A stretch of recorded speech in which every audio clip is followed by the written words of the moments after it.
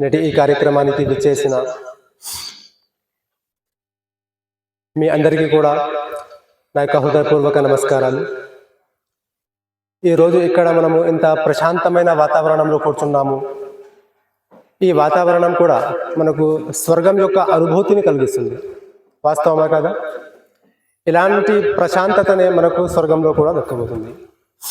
అయితే ఆ స్వర్గ ప్రాప్తి కూడా మనకు దక్కాలి అంటే మనము మహర్షులు, మహనీయులు శ్రీ పత్రిజీ గారి యొక్క మార్గదర్శకాలను అనుసరిస్తూ మన జీవితాలను మనము గడపాలి. అలాంటి సౌభాగ్యాన్ని మనందరికీ ఆ సర్వసృష్టికర్త దేవుడు ప్రసాదించుగాక. సోదర మహాశివులారా, ప్రస్తుతం మన భారతదేశంలో ఎటు చూసినా కానీ కులతత్వము, మతతత్వము అనే యొక్క వేర్పాటువాదాలు విపరీతంగా పెరుగుతూ ఉన్నాయి. ఎక్కడ చూసినా కానీ హిందువులు ముస్లింలపై నిందలు మోయడము, ముస్లింలు హిందువులపై నిందలు మోయడము, ఒక వర్గం మరో వర్గంపై నిందలు మోపుతూ ఉంది. ఒకరిపై ఒకరు దౌర్జన్యాలు చేసుకుంటూ వస్తున్నారు. దానికి గల కారణం ఏమిటి అంటే హిందువులకు సృష్టించిన దేవుడు వేరు, ముస్లింలకు సృష్టించిన దేవుడు వేరా? ఆ దేవుళ్ళ యొక్క రాజ్యాన్ని, ఆ దేవుళ్లకు ఒక ఆధిపత్యాన్ని ఇవ్వాలి అని మనం కొట్లాడుకుంటున్నామా? ఒకరిని ఒకరం ద్వేషించుకుంటున్నామా? అంటే కాదు. ఆ సర్వసృష్టికర్తన దేవుడు ఒక్కడే మన అందరికీ సృష్టించినవాడు, పుట్టించినవాడు. కానీ మనం ఆయన యొక్క యథార్థతను తెలుసుకోలేని కారణంగా ఒకరినొకరం దూషించుకుంటున్నాము, ద్వేషించుకుంటున్నాము అని స్వయంగా శ్రీకృష్ణ పరమాత్ముడే భగవద్గీతలో అహం హి సర్వయజ్ఞానాం భోక్తా చ ప్రభురేవచ అని ఈ యొక్క శ్లోకంలో తెలియస్తున్నాడు.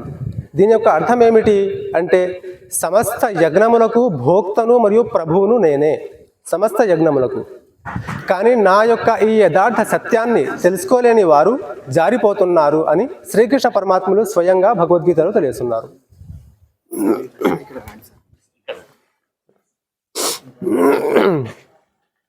ప్రసంగాన్ని ముగిస్తాను.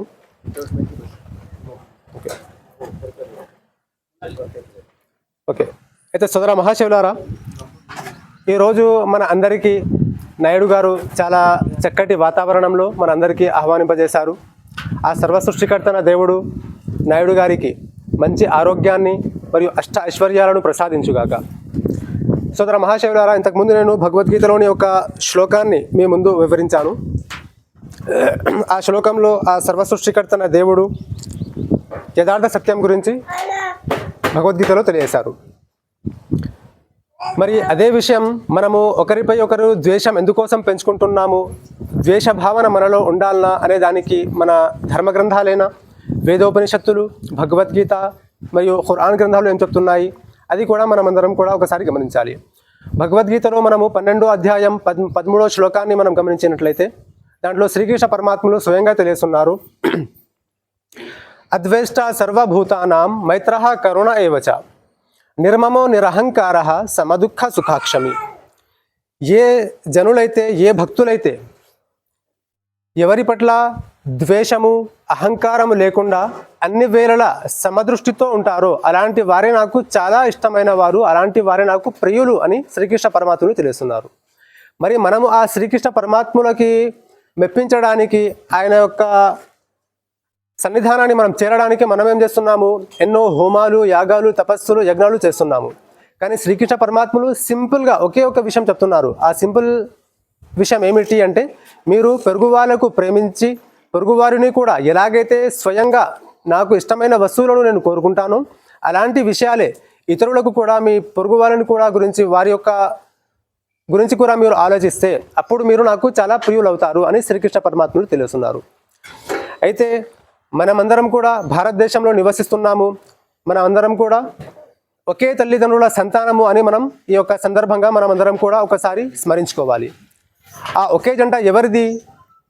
హిందువులను అడిగితే శివపార్వతులు ఆది మానవులు అని అంటారు. ఆ ఒక్క జంటనే ముస్లింలను అడిగితే ఆదం మరియు హవ్వా అలైహిస్సలాం అని అంటారు. ఆ ఒకే జంటని క్రైస్తవులను మనం అడిగితే ఆడమ్ అండ్ ఈవ్, ఆదం మరియు హవ్వా అని క్రైస్తవులు కూడా సమాధానం ఇస్తారు. మరి ఆ ఒకే జంటకు వేరువేరు భాషల్లో వేరువేరు నామాలు, పేర్లు మాత్రమే ఉన్నాయి. కానీ ఆ జంట మాత్రము ఒకే ఒక్కటి, ఆది నుండి అంతం వరకు ఆ ఒక్క జంట సంతానమే మనమందరం కూడా. కేవలం భారతదేశంలోనే కాదు, ప్రపంచ దేశాలన్నింటిలో కూడా ఎక్కడ మానవులు నివసిస్తున్నా కానీ వారి యొక్క సంతానమే ఆ శివపార్వతుల యొక్క సంతానమే.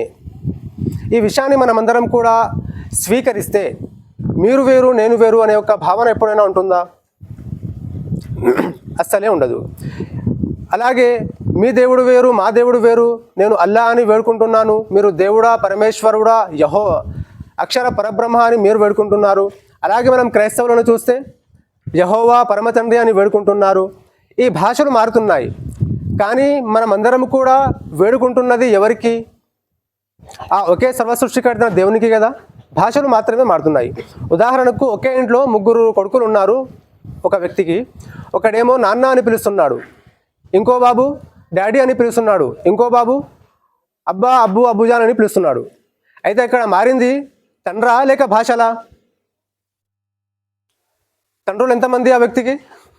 తండ్రి ఒక్కడే కదా. మారింది ఏం మారింది అంటే భాష మాత్రమే మారింది. ఎలా పలికినా కానీ పలకరించేవాడు తండ్రి అయితే ఒక్కడు ఉన్నాడు. ఆ 3 పిల్లలకు సమానంగా ప్రేమిస్తాడా లేదా? సమానంగానే ప్రేమిస్తాడు. అదేవిధంగా ఆ సర్వసృష్టికర్తన దేవుడు కూడా మనకు అన్ని భాషలు, అన్ని యుగాల్లో కూడా దైవదూతలను పంపించి, ప్రవక్తలను పంపించి, ధర్మ గ్రంథాలను పంపించి మన అందరి మార్గదర్శకం కోసం ప్రవక్తలను పంపించాడు. అయితే మనము వింటుంటాము కృష్ణం వందే భరత్ గురు. వాస్తవమేనా? కృష్ణం వందే జగద్గురు. అయితే శ్రీకృష్ణ పరమాత్ముడు అరబ్బులకు కూడా గురువేనా? భరత్ అంటే అరబ్బు దేశం కూడా వస్తుందా రాదా? దీంట్లో మనము సంకోచించకూడదు, గట్టిగా చెప్పాలి. ఆ శ్రీకృష్ణ పరమాత్ముడే అరబ్బులకు కూడా గురువు. అరబ్బులకు మాత్రమే కాదు, ప్రవక్త ముహమ్మద్ సల్లల్లాహు అలైహి వసల్లం వారిని కూడా శ్రీకృష్ణ పరమాత్ములే గురువు. అందుకే ఆయనకు కృష్ణం వందే జగత్తుకు గురువు అని చెప్పడం జరిగింది, జగత్ గురువు.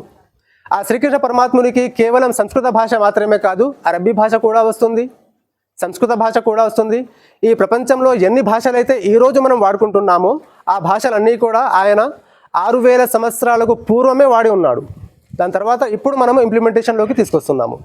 కనుక మన అందరి మధ్యలో ఎప్పుడే కానీ విభేదాలు ఉండకుండా ఒకరినొకరు మనం ద్వేషించుకోకుండా ఎల్లప్పుడూ ఒకరి క్షేమాన్ని మరొకరం కోరుకుంటూ అన్నాదమ్ముళ్ళ సోదర భావంలా మనమందరం కూడా కలిసిమెలిసి ఈ భారతదేశంలో ఉంటే అప్పుడే మన భారతదేశానికి విశ్వగురు అయ్యే యొక్క అవకాశాలు ఉన్నాయి. కాబట్టి మనమందరం కూడా పత్రిజీ చూపించిన మార్గంలో అందరం కూడా నడుస్తూ, అందరం కూడా శ్వాస మీద మనం ధ్యాస పెట్టినప్పుడే మన ఆత్మకు శాంతి దక్కుతుంది, మరణం తర్వాత కూడా మనకు ఆ స్వర్గప్రాప్తి మనకు దక్కుతుంది అనే ఒక భావన మన అందరిలో కూడా ఉండి, గురువు గారు పెద్దలు వనపర్తి నుంచి మన అందరి మధ్యలోకి వచ్చారు. మనందరికీ అవేర్నెస్ క్రియేట్ చేయడానికి, మనందరికీ ధ్యానం చేయించడానికి. అయితే గురువు గారికి కూడా మనం అందరం కూడా ఒక్కసారి చప్పట్లతో ధన్యవాదాలు తెలుసుకుంటామా లేదా? అలాగే ఈ యొక్క కార్యక్రమం నిర్వహించిన నాయుడు గారికి కూడా మనం అందరం కూడా చప్పట్లతో ధన్యవాదాలు తెలియజేసుకుంటూ, నాకు ఈ అవకాశం ఇచ్చిన మీ అందరికీ ధన్యవాదాలు తెలియజేసుకుంటూ, చివరిగా ఆ సర్వసృష్టికర్తన దేవుడు మన అందరికీ కలిసిమెలిసి ఉండే సౌభాగ్యాన్ని ప్రసాదిస్తూ మన భారతదేశాన్ని విశ్వగురు స్థానాన్ని ప్రసాదించాలని కోరుకుంటూ ముగిస్తున్నాను. తదాస్తు. జై హింద్. భారత్ మాతాకి, భారత్ మాతాకి, భారత్ మాతాకి. జై శ్రీరామ్.